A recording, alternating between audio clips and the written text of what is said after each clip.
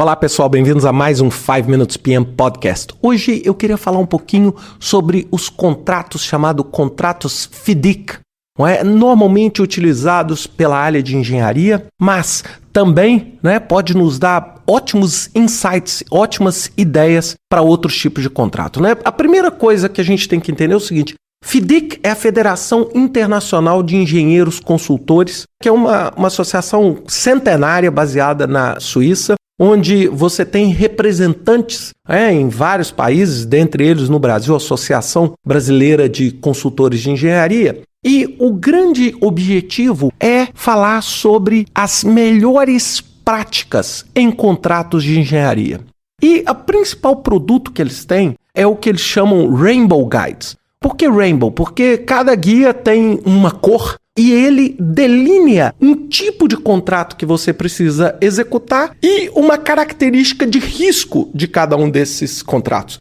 Uma das melhores formas de vocês analisarem isso é quando vocês veem a parte de suprimentos, a parte de aquisições dentro de um projeto. Você tem muitas vezes os famosos Incoterms, que você tem FOB, CIF, para quando você, por exemplo, vai fazer uma transação. Os FDICs, eles são basicamente a mesma forma para contratos de engenharia. E você tem basicamente 8 guias para isso, 8 guias para isso, sendo que eu separei eles em 2 grupos. 4 guias são chamados os guias principais e outros 4 são os guias adicionais.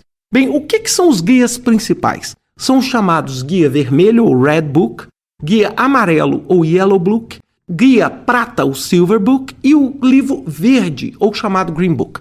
Quando eu falo de book, é realmente um livro. Você pode comprar esse livro na internet, ele vai de 30 euros a 200 euros, dependendo da versão que você quer. E ele vem com todos os modelos de contrato. Muitos deles são traduzidos para várias línguas e eles vão te dar uma ajuda, por exemplo, no seu próximo contrato, por exemplo, que você tenha que fazer com engenharia. Então eu quero explicar cada um deles rapidamente para vocês, no sentido de ampliar o conhecimento de vocês e dando alguns exemplos. Primeiro, o que é o livro vermelho ou Red Book? É quando você tem um projeto onde todo o design ou desenho técnico é feito pelo cliente. Então, é uma relação entre o cliente e o contratado, onde o desenho é feito. Então, imagina o seguinte: eu pego e desenho a minha nova casa. E eu entrego esse desenho para a empresa que vai construir, que vai transformar esse detalhamento em uma realidade. Se por um acaso eu tiver um problema de construção, por exemplo, a parede cair, a responsabilidade sobre esse risco é do construtor. Agora, se o quarto for pequeno, ou se, por exemplo, você tiver posicionado uma janela no desenho de modo incorreto, essa responsabilidade é sua. Então, a responsabilidade do consultor se dá apenas na construção do trabalho. Você tem todo o risco de design como cliente. O Yellow Book, ou livro amarelo, é quando o desenho e a construção é responsabilidade do contratado. Ele também é responsável por fazer o desenho. Agora, isso não significa que você não participa. Por quê? Porque muitas vezes você vai prover toda a supervisão de engenharia. Então, a pessoa vai realizar o trabalho de design operacional, mas você que vai aprovar esse design. Já o Silver Book é o chamado projeto Turnkey, ou projeto EPC, onde o cliente estabelece os níveis de desempenho.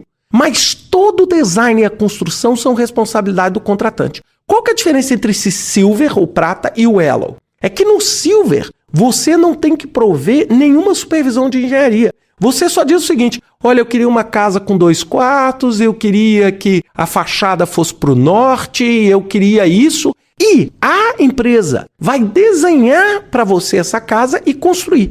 Então, você só vai estabelecer como cliente os critérios de desempenho daquele projeto. Os critérios de desempenho. E o design é uma opção e uma seleção do seu fornecedor. Já o Green Book, que é muito usado, ele é o quê? Ele é para pequenos trabalhos. É um contrato bem flexível que pode englobar do livro vermelho, onde o design não é incluído, até o livro prata, onde o design e toda a operação, a construção é incluída, mas de uma forma bastante flexível.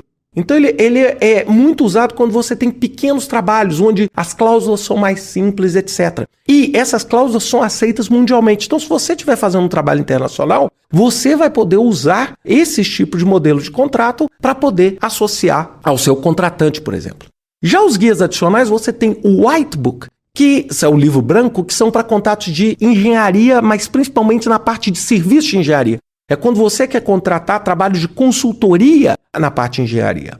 O Blue Book é quando você está focado muito em serviços de drenagem. É um processo mais simplificado, parece muito com o Green Book, mas é focado mais para serviços de drenagem. O Pink Book, que é para trabalho com doadores. Por exemplo, se você tem um projeto com o Banco Mundial, por exemplo, ou você tem um projeto com os órgãos de amparo, por exemplo, bancos de Interamericano de Desenvolvimento, etc., você pode usar o Pink Book, onde você tem 3 partes. Alguém que doa o dinheiro e alguém que recebe o dinheiro. E, finalmente, você tem o Gold Book, que é muito comum para terceirizações, onde você é mais ou menos o contrato amarelo ou o contrato prata, Yellow Book ou Silver Book, onde você desenha, constrói, mas você também opera por 20 anos.